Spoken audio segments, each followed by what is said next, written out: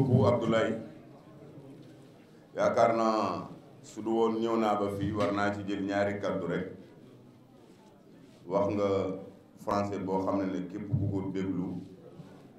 dina xam ne français bien réfléchi mais bien dit yaakaar naa mais wax dëgg yàlla ci olof bi tamit liñ ci waroon wax yépp su ma ñëwee ba fii nag yëkkati ma benn kaddu rek waxuma ci te ñu foog ne leneen la ndax dama bokk ci ñi invité journalistes yi ak ñi nga xam ne ñu fi toog conférence de presse la point de presse la boo xam ne Abdoulaye Seydou Sow ak Farba Ngom mais moom rek doyoon na ci sët ak barke ndax déglu ngeen kaddu yi mu fi wax macha allah waaw donc merci Abdoulaye mais mbooloo mi maa ngi gërëm journaliste yëpp ñuy ñëw ak ñi ñuy seetaan man am na loo xam ne dama bëgg wax ak yéen il faut ñu waxante dëgg réew mi ñun ñëpp ñoo ko bokk opposition pouvoir réew mi sénégalais yëpp a ko bokk ku mënta doon rek tant que sénégalais wala sénégalaise que ci nga bokk mais lu tax ñuy bëgg rek ku mel ne Ousmane Sonko saa yu yëkkatee kàddu mu waxul loo xam ne du dëgg parce que dama tàmm déglu ci ay kàddam wala ci ñi ko jegee yenn saa yi ma ñëwee man xam nga dama indi ay affaire di ci yi muy wax te du xam fan laa ko jëlee bi ci njëkk rek may groupe de WhatsApp bi nga xam ne da koy coordonné mooy administrateur bi génn na ci ñu bari loolu xamul fan laa ko génn na ci ñu bari ñu nekk conférence des leaders parce que dañ ko doon wax dëgg bëggul ku koy wax dëgg problème mu dictateur yaa ngi koy commencé jëf di ko doxal ci moment bi nga xam ne opposition nga nekk un chef de parti kon nag yaakaar naa ci li nga xam ne yaa ngi koy ut boo ko doonee musiba la ci réew mi mais Sénégalais yi xale yi laay waxal déglu ngeen point de presse bi mu doon def dafa ne xale yi préparer leen mobiliser leen mooy lan kaay la ñu dem xeex lan la ñuy xeex lan moo fi ne ba nga xam ne dañ koy xeex mais loolu man loolu moo ma jaaxal di mobiliser di préparer loo xale yi di dugg ci seen moyen di wax ak ñoom il faut ñu delloo ci seen xel Sénégal benn bopp la kenn mu c'est-à-dire kenn ku ci dox bay ut réew mi Sénégalais yi nga koy utal mais yaakaar naa du sa bopp ci sama yaakaar kon nag lu tax ngay yëngal xale yi Sénégalais yi di leen préparer loo ci loo xam ne mbirum Sénégal la wax dëgg yàlla du loolu kaay la ñu dem xeex et puis nga bëgg a jël appel di woo xale Sénégalais yëpp allez-y se mobiliser se préparer Ousmane Sonko ñu convoqué ko justice loolu du problème mais la nga xam ne du problème ci sama yaakaar man le ministre Abdoulaye Seydou Sow wax na ko am nga problème justice xam nga ne justice mooy condamné am ñeneen nit ñi nga xam ne ñu ngi ci biir réew mi justice tere na leen ñu nekk candidat yow xamoon lan la justice di teree d'abord ndax di nga nekk candidat parce que en 2019 Ousmane Sonko a été candidat jël 3e aux élections présidentielles loolu droit am la est-ce que jamono yooyu nit yëkkati na fii kaddu wax lii wala laa ndax amutoon même bu doon day laqatu fenn sax feeñu toon boobu amutoon benn problème ak justice mais lii nag fu ñu toll nii mu am problème ak justice te problème justice yi amul problème ak état mu leer amul benn problème ak état amul problème ak état beneen sénégalaise boo xam ne citoyen la comme moom moo jël plainte am déposé ko au niveau quand même de la justice loolu daa war a leer Sénégal askan yëpp xam même ñi ànd ak moom dañu war a appeler à la justice mu leeral mbir mi pour que candidature am mu ne légitime loolu yaakaar naa ko kon nag loolu mu ngi noonu mu nekk mbir moo xam ne Sénégal yëpp ñu ngi koy xaar léegi nag ci sama yaakaar ñu ngi doog a génn ci élection législative au moins ak nangam des na ci élection présidentielle bi nga paree def sa point de presse bu njëkk attaqué ñun waa Fouta ak suñu résultat bourrage dënn tontu nañ ne ba mu saf-saf mais bi ci waxaat encore à presque 15 jours ou 20 jours des élections législatives au lieu ngay jël kàddu di wax ci loolu li nga xam ne ñu ngi ciy génn motul sax après les résultats officiels mi nga xam ne tribunal joxe na ko kenn dégluwu la ñu ngi yaakaar ne c'est de point de presse ci loolu ngay wax mais di waxaale ay wax yoo xam ne da ngay jël kàddu attaqué armée mais loolu quand même sénégalais yi da ngeen ci poser question. armée corps yëpp insulté nga armée bi wax nga gendarmerie jaar ci seen quand même général au commandant wax ci police yooyu yëpp ci corps yi nga xam ne sénégalais yi ñoom ginnaaw yàlla seen nekkin kaaraange Sénégal la te nga bokk ci Sénégal ñi muy aar ci biir réew mi loolu boo jëlee kàddu ñooñu ngay wax loolu sénégalais yi war nañu poser ay questions léegi nag li mu doon wax yëpp mu ngi doog egsi ci armée bi wax nga kilifa diine yi laal na journaliste yi amul kum fi bàyyi bu ñuy wax te yàlla tax ndax kooku mën nañ koo bàyyi noonu rek mu doxal taxaw di wax lu ko neex doxal lu ko neex rek ñu koy bàyyi noonu mais quand même loolu on doit se poser des questions on doit se poser des questions ci yàggul encore comme ni ko Ablaye Seydou Sow waxee notre camarade mi nga xam ne nekkoon DG COUD l'actuel PCAO sayet la suma juumul bu amee problème ak justice téye ko di xool di saytu ndax liñ ko tuumaal déggal wala du dëgg ndax kooku du responsable mag ci biir réew mi ki fii ne képp ku fi ne ci biir réew mi kenn laa la wax amu ci dayo wala magaama boo xam ne bu la yoon soxle doo ko wuyu impossible. il faut que encore ñu xam ne armée yaakaar naa suñu kaaraange réew la loolu moom mën ngaa laal ku ne mais ñooñu da nga leen war a bàyyi tout tranquillement Macky Sall on peut comprendre même si le président de la République il est un homme politique boo jëlee sa kàddu jëmle ko ci moom on peut comprendre mais jël sa kàddu di ko jëmle ci armée li nga xam ne ginnaaw yàlla moom moo yor kaaraange réew mi nekk ci frontières yi suñu jàmbaar yooyu nga xam ne dañuy yendu di taxaw suba ak ngoon rien que pour di aar askan bi ak sénégalais ak sénégalaises yi ñooñu lu ñu mérité mooy c'est d'encourager de féliciter mais pas di leen attaquer bu ñu waxte yàlla tax mais ci wàllu encore courage loolu Ablaye Sow leeral na ko di jël armée sénégalais nekk pays bi nga xam ne réew bu souverain na yor lépp lu réew di war a yor ba ñu toll tey ci njiitu Macky Sall ñu am image boo xam ne ci biir réew mi Afrique yëpp avant même muy nekk président Union africaine xam na ne ban image la Sénégal yor ci biir bitim réew loolu mu nekk lu am solo ngeen xam aussi courage bi Macky Sall yor ñu naan France da koy diriger wala dugg fi génn fii président Obama ndax ñëwul fii ci biir Sénégal Macky Sall recevoir ko fii ci biir palais mais dafa jël kaddu assumer sa position de dire tant que mu ngi jiitee réew mi continuer di jiitee réew mi te kooku dafa bokkoon ñoom li nga xam ne ñoom dañ koy cautionner di ko parrainer ci la jël position directe pour dire à l'opinion que ci kanamam wax ko ci ginnaawam du publication communiqué wala leneen def ko ne tant que maa ngi nii jiitee réew mi français la ko wax ñu koy traduire en anglais courage boobu politique Macky Sall yor na ko pour dire que tant que maa ngi jiitee réew mi kenn du fii wax dëgg yàlla doxal mbirum góor jigéen leeroon na yaakaar naa ko Macky Sall ku am courage boobu wax ko ci kanam Barack Obama kooku kenn obligé wu ko kenn influencé ko courage bu ma mënu koo assumer loolu du xel wala ku xam Macky Sall ku nekk rek xam na ne moom buy jël engagement da koy jël librement nit la koo xam ne noonu la suñu dogal mu mel et puis encore nekk opposant ça ne veut pas dire que loola neex wax loola neex def moi je crois que da nga opposé ci ñiy jiitee réew mi mais opposé woo ci ñi koy yor c'est-à-dire yorin bi du pouvoir politique bi mais ñi nga xam ne ay police ay gendarmerie ay douane ak ku fi nekk corps boo xam ne ni dafa bokk da nga bokk ci ñiy aar Sénégal ñooñu loo yor kaddu musuñu déglu benn homme politique bi fi daan nekk di ut réew mi am ko wala amu ko ak ñaata sénégalais lañ amoon fi ñu yor ay parti politique ñaata sénégalais lañ fi am ci ñi nga xam ne ni ñu ngi doon ut réew mi amul kenn koy ut réew mi ni ko Ousmane Sonko di ute loolu mooy lan nit fitina boobu jël kàddu di wax police di wax gendarmerie di wax ku ne di wax sëriñ si di wax journaliste ba ñëw ci nag léegi li nga xam mooy suñu armée loolu nag sénégalais yi dañ ci war a wax en tout cas li nga xam ne am na solo Farba moom du juge du magistrat du la homme politique la ci wàllu candidature am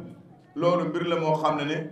on suivra ce que la justice loolu conseil constitutionnel li mu ci décidera mais avant ñu fay egsi quand même d'être candidat ci moment yi nga xam ne waroo nekk candidat wala war nga nekk candidat am nga problème boo xam ne sénégalaise nga amal problème Adji Sarr Adji Sarr laa koy waxee man léegi Adji Sarr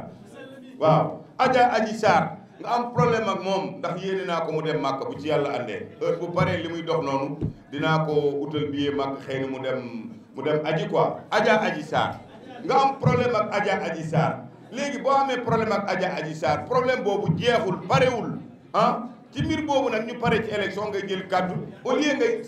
da ngeen mus a dégg ci limite safee gémmiñ di wax yëpp di saaga mus naa jël kàddu tontu ci mbirum Adji Sarr ci opinion publique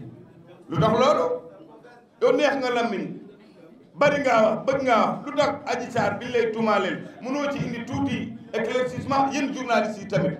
comme dafa chaque semaine chaque 20 jours dafay woote ay point de presse lu tax du ngeen ko ci interpeller yéen saa yi xanaa amu leen courage boobu loolu daf may jaaxal dafa war a leer nee nañ ko Adji Sarr yéen journalistes yi lay waxal Adji Sarr li gars yi ni lay waxee doyooyu na ci tontu tuuti même bu dee 1 minute ñu xam ne au moins amal na ko tontu comme dafa rëy lamine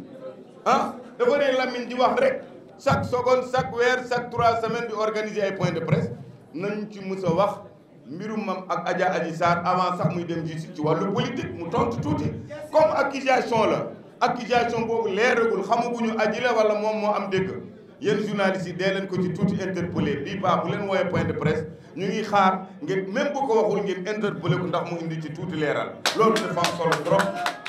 waaw en tout cas man li may wax daal sénégalais yi xale yi laay waxal man li ma ci gën a marqué mooy wala li nga xam ne gën nañ ma ci def problème mooy nga jël sa kàddu di def sa point de presse di déclarer sa candidature en tant que homme politique waxoo waa Pastef parti bi nga xam ne moom nga jiitee mais di wax sénégalais yi préparer leen ñu préparer wu ci lan est-ce que warul dem wuyu justice wala war naa wuyu dem justice man question boobu dama koy poser sénégalais yi war na wuyu wala warul wuyu comme war na wuyu nag loolu loo ci préparer ay nit demal préparer nga dem wuyu man sama jéemu bopp en 2010 bi police ñëwee sama kër Derklé di ma wër ma ñëwaat fekk leen ñu dem fekk ñu ma foofu xaaruñu ma ba ñu ñëw jël ci ma wala bu ñu indil ma convocation man maa taal sama oto directement ak sama chauffeur dem directement dem wuy ji police commissariat central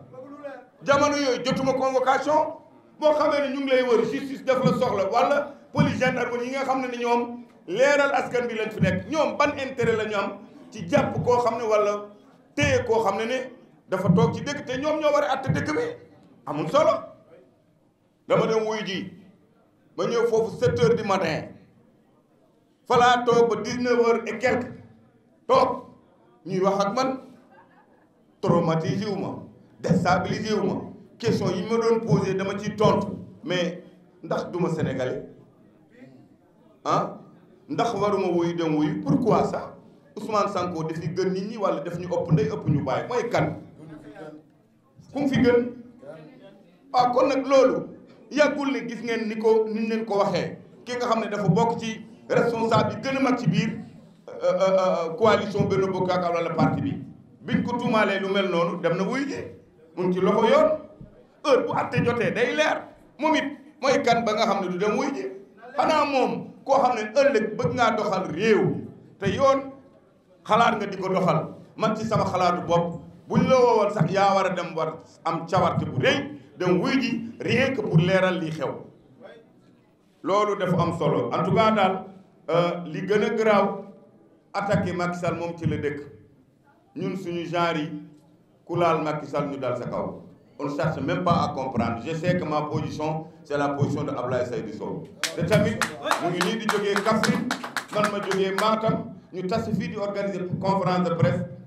du ay dara du ay calcul politique du leneen rien que ñun ku wax ma ci Macky Sall ñun ñaar am nañu conviction yi nga xam ne kenn ku nekk si ñun Macky Sall mooy suñu leader ginnaaw yàlla ak yonent bi kon képp ku ko mës a laal ci àdduna rek dañuy jël suñu position wane suñu position kon nag dama leen di wax sénégalais ak sénégalaises yi xale yi laay waxal moytu leen boobu appel bi mu leen di appelé di wax aussi la coalition Benno Bokk Yaakaar waxuma seulement APR yéen tamit ci seen jéem bopp jóg leen jot dafa jot duñ ko bàyyi rek muy wax Farba Ngom di tontu wala Ablaye Sow wala les cadres il faut ngeen jóg wax ak moom wax ak réew mi wax dafa jot kii duñ ko bàyyi rek muy lancer ay appel di yàq xelu xale yi te xale yi ñun ñëpp ñun ñoo leen jur ay suñuy doom lañ suñuy jarbaar lañu suñuy rakk lañu ñu bàyyi xel ci joolu pour mën a wax ak ñoom parce que am na loo xam ne boo buñ la ko waxee balaa nga koy comprendre mu nekk lu trop tard dañ ko war a xoolaat avant mu nekk lu trop tard xale yi yéen laay waxal toujours man ci loolu laay insister bàyyi leen seen xel élection bu jotee am ngeen liberté dem sànni carte ku leen neex loolu leer na et comme élection jotagul kaay la ñu dem reyante kaay la ñu dem xeex ndax man ma mucc loolu fu ngeen ko gisee bàyyi leen ci xel lool man loolu laa leen di wax te tamit li muy wax ci waxu armée Ablaye Seydou Sow tontu na ci tontu boo xam ne xëy na sax moo ma ci ëpp xam-xam mais xam naa mbirum lenn rek France ak beneen réew moo ci yem puissance mondiale États-Unis la Barack Obama bi mu fi ñëwee teewul ne Macky Sall am courage wax na xalaatam ak li mu bëgg ak li nga xam ne bañ na ko loolu ci kanam askan bi yëpp télévision direct la ñu koy seetaan waxuma la France loolu dafa war a leer nit ñi xam ne ne position de Macky Sall mbirum justice nag tant que leeroo ci rien que pour ngeen xam li tax muy wax ne candidat la est-ce que jamonoy candidat dafa jot nga koy déclarer moment politique jeex na léegi législative lañ jigéen présidentielle kenn waxagu ko kenn fixé gu ko da ngay xaar ba réew mi ba ñu fixé élection présidentielle nga doog wax sa candidature dafa xam ne du mucc ci dem wuy ji à la justice li muy wax noonu réew la mi ñëpp tàppet la moo gën a nekk buxat ci àdduna laa la wax moo kan commencé di saalit di naan appeler à sénégalais yi xale yi préparer leen lan la ñuy préparer on prépare ay convocation boo xam ne bi ngay dem di maasewu bi ngay dem di defar sa yaram bi ngay dem di xool sa bànneexu bopp sa bakkan topp la kenn fekke yu ko tee ñuy bëgg nga leeral loolu kaay leen ngeen dem préparer wu luy leer foo mu leer il faut mu leer ku fi saggan maase normal ñu ngi lay ñaan yàlla na sa ndigg wër ku fi maase boo xam ne dafa rax leneen nag kooku bu leeral ñëwee yaa koy leeral sa bopp nag loolu kenn du ko leeral ndax li ñu doon jëlee ci wàllu bare sa affaire bopp la loolu daa war a leer loolu daa war a leer kuy maasewu massage bu normal góor ak jigéen ñëpp dañuy maasewu ñun waxuñu dara ci ñuy maase ndax loolu seen liggéey la dañ ci tedd am defar ci seen dund kuy maasewu maase normal sa ndigg bii metti wala sa mbagg yàlla na wér mais ki nga xam ne da ngay maasewu te sa massage rax leneen nag plaisir boobu yaa ko doon ut da ngay leeral sénégalais ak sénégalaises ni li ma doon def nii maa ko def il faut avoir le courage de dire loolu mooy lu leer il faut avoir le courage de dire que ne dama doon maasewu massage bii mais rax na leneen mais maa ngi jëggalu sénégalais yi loolu mooy lu baax ndax da nga war a respecté ki nga ko doon séqal ba ma bi nga ko doon ut nga am plaisir boobu da nga ko war a faut pas oublier ce moment là boo xam ne buñ la ne woon salaamaaleykum booy tontu maaleykum salaam sa lamine day tàkk suuf faut qu'on se dise la vérité nag ñu waxante dëgg kon nag mbooloo mi daal loolu dafa war a leer sénégalais sénégalais yéen laay waxal wax dëgg yàlla xale yi préparé wu leen sur quoi bàyyi leen ki nga xam ne moo doon defar massage am mu dem wuy leeral askan bi ne du moom ñu bàyyi yoon def liggéeyam te yoon dina ci wax lii am boobaa bu kiyee moom il est libre d'être candidat comme il était en 2019 Sénégal kenn moomu ko pouvoir moomu ko Macky Sall moomu réew mi dañ ko koo dénk bu ñuy wax te yàlla tax donc problème candidat yi ñëwee ku war a nekk candidat te yoon permettre ko mu war a nekk candidat du Macky Sall mooy désigner ki nekk candidat ak ñi dul nekk candidat loolu yoonu conseil constitutionnel la kon nag loolu dafa am solo en tout cas lii daal laa leen bëggoon wax maa ngi gërëm journaliste yëpp di gërëm suñu yeneen camarades ñu ko dégg départ ñëw ngeen xam ne daal mbir mi Ousmane Adji Sarr ak Ousmane loolu daa war a leer ba ñëpp xam beneen bi ci nekk aussi bu demee ba nga xam ne ñi mu doon wax yëpp journaliste yi marabout yi gendarmerie police ba léegi day tudd armée loolu aussi on verra la suite mais yaakaar naa armée bi Sénégal yi armée nationale la Sénégal yëpp ko bokk ñoo loolu ñu ngi ko ñaawlu te rafetlu wuñ ko ci wàllu courage Macky Sall nag yàgg naa leen ko wax xam ngeen ko ku taxaw ci kanam Barack Obama jël position bu toll bi mu jëloon moom kan moo ko yóbbaale ci wàllu ay influence wala leen dépassé na loolu maa ngi gërëm ñëpp di gërëm le ministre Abdoulaye Seydou Sow di courage am ci engagement am ci détermination am te man Farba Ngom du ma saxal kenn suukar yàlla dogal na tey soo amee légitimité di wax parce que pas que rek da nga nekk ministre sa engagement bopp moo la indi fi nga toog du leneen bokkoo ci ñi sos parti bi bokkoo ci mais Macky Sall daf la jël teg la ci wetam xool la nag xool ci lu bëri xam sa qualité loolu dafa am solo ci wàllu doomu aadama sa jaar-jaar avant de devenir ministre da nga am jaar-jaar te sa jaar-jaar yëpp amu ci fenn foo xam ne dañ koy testé wala xool ko di xoolaat 1% ñu koy gis ci ay calcul damay waxaale man Farba Ngom sama lammiñ nekkul sama biir poos les gens camarades de l'APR il faut que gars yi jóg waaw il faut gars yi jóg du mu tudd tey nag tey ñëwemu pour di tudd turu kenn xëy na des moments à venir dina am ñoo xam ne dinaa leen cokkaas ñoo xam ne ils ont tous les privilèges am nañu am mbir yu bëri te mbir mi jarlu leen dara dinaa ci tudd 1 à 1 2 à 2 3 à 3 ba mu leer nañ te loolu sama xalaatu bopp laay wax et je suis libre mais tey damay wax ak lii jóg leen loolu mooy wax ji merci beaucoup. ñu waxtaanee mbirum réew mi daanaka Thierno tontu na ci benn wàllu mooy lu tax tey ñu teew seen kanam ñi teew seen kanam muy Farba Ngom ak man mii ay citoyens lañu citoyens sénégalais suñu constitution moo ñu consacré la liberté d'expression mais aussi ay responsables lañu ci parti bi ñu nekk ak ci coalition bu ñu nekk moom ci région de Matam man ci région de Kaffrine. loolu bu amee ñuy seetaan ay nit di wax kaddu gi comme que dañ ko libéraliser Sénégal am ñëpp am liberté kaddu mënuñ seetaan nag ñu toujours ñuy wax ñun ñu noppi ëllëg ku ci nekk dana am responsabilité ci li am ci réew mi dañuy wax nag lu ëpp tuur Ousmane Sonko saaga na président Macky Sall ba tàyyi kenn déggul président Macky Sall tontu saaga na juge yi waxuñu dara saaga na ñëpp ñu àndul ak moom ñit ñi waxuñu dara saaga na fuutanke yëpp kenn waxul dara tey nag mbir mi dafay bëgg a ëpp armée Sénégal li façon lu nga xam ne objet de consensus national la ci force politique yëpp mooy benn leader politique ci Sénégal musul jéem dugg ci mbirum armée ndaxte armée mooy sédimenter notre république mooy sécuriser suñu république et pour la première fois ñu gis benn leader politique bu jóg ndaxte rek yaa ngi bëgg àgg ci nguur ngay attaquer armée di ci dugal lu nga xam ne dara bokku ci lépp bu ñuy ngeen baal ma kàddu gi lépp nekk ay kàcc kese wax ni France dafa jógee foofu dafa génn ci république du Mali ma jàpp ni sax booy wax Mali nga xam ni Mali ñëpp xam nañu suñu histoire ñu bokk histoire ñu ñëpp ñu nekk benn mu nekk le même peuple dans 2 États booy wax ci Mali nga war cee def ndànk nga war cee maandu fàtte woon na ni Sénégal moo jiitu France ca Mali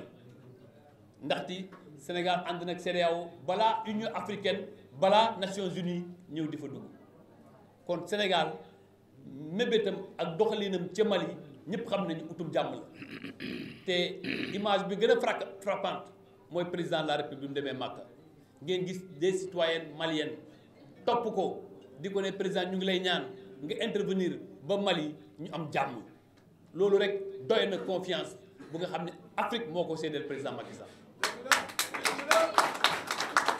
bëgg a jaxase xel yi moom xam na ni gaa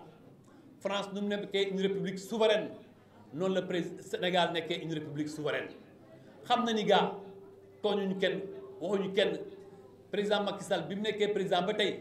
ñëpp xam nañu l'Afrique a retrouvé sa dignité dans le quota mondial amul benn réew tey buy téye Afrique bu ngeen xoolee même ci guerre Ukraine ak Russie rôle bi ci Afrique joué Afrique mosu koo joué loolu nag fierté la ci Sénégal fierté la ci Afrique loolu bëgg ko nasaxal bëgg a wan ni ci France lañu topp saaga Sénégal la saaga armée Sénégal la parce que dafa jaawatle ay militaires yu fa toog war a dellu seen kër ñeneen awu leen foofu loolu la xamul naka lay fonctionner mu gis rek ay militaires yi ngi ñibbisi xamul ni militaires yu ñibbisi yeneen militaires yi ngi leen di remplacer et Sénégal musul jógee ca Mali parce que tant que Mali amul jàmm Sénégal du am jàmm waaye loolu yëpp attaqué juge yi attaqué président de la République tey attaqué armée loolu yëpp ñun ñëpp xam nañ lan la annoncé candidature alors que waxtaanoo sax ak sa parti parce que jàpp nañu ne parti yëpp war na am tuuti démocratie interne parce que booy bu ñu ubbi dañuy ubbi candidature yi ci parti yi ba pare annoncé ay candidature du élection présidentielle moo ko intéressé élection député élection locale jeex na waxatuñu élection locale parce que moom ci élection la dund élection législative jeex na waxatuñu élection législative yaakaar na ni mën na laxasu ci ay élection pour que digganteem Adji Sarr ñu bañ koo leeral ñun de waxuñ ñi Ousmane Sonko moo tooñ waxuñ ñi Adji Sarr moo tooñ dañoo wax ni justice nañ ko rendre na attekat yi wax fan la dëgg féete bu dee Ousmane Sonko moo am dëgg na ko attekat yi wax bu dee Adji Sarr moo wax dëgg na ko attekat yi wax loolu lañ laaj la mënuñ am tey suñu camarade de parti bu nga xam ni yàgg nañu ànd ak moom mu nekk responsable ca Fatick nekkoon fii directeur général du COUD nekk responsable bu mag ñu accuser ko yu mel noonu te muy défendre di bon ba tey defu ci dara ñu tëj ko ñu bàyyi ñeneen ñi ñu accuser de la même chose ñuy doxantu di saaga ay président de la République ak ay armée dañoo bëgg que les citoyens soient au même pied dañoo bëgg que les citoyens soient jugés et que Adji Sarr comme tous les citoyens du Sénégal a droit à la justice bu loolu paree nag ñu doog a wax ay élections présidentielles yu nga xam ne c'est dans 18 mois bu ñu installé assemblée nationale ba pare président installé gouvernement mën nañu wax après élection présidentielle àggaguñ fa waxtu liggéey la ñu nekk waxtu continuer li nga xam ne président Macky Sall mu ngi koy tabax ci réew mi te président Macky Sall li mu dirigé wul rek Benno Bokk Yaakaar président Macky Sall dafa diriger benn camp bu ñuy tuddee le camp de la construction beneen camp ba nag xaw ma kan moo ko jiite mais c'est le camp de la destruction ma gërëm seen sant leen jox Farba mu àggali suñu waxtaan maa ngi leen di gërëm leen sant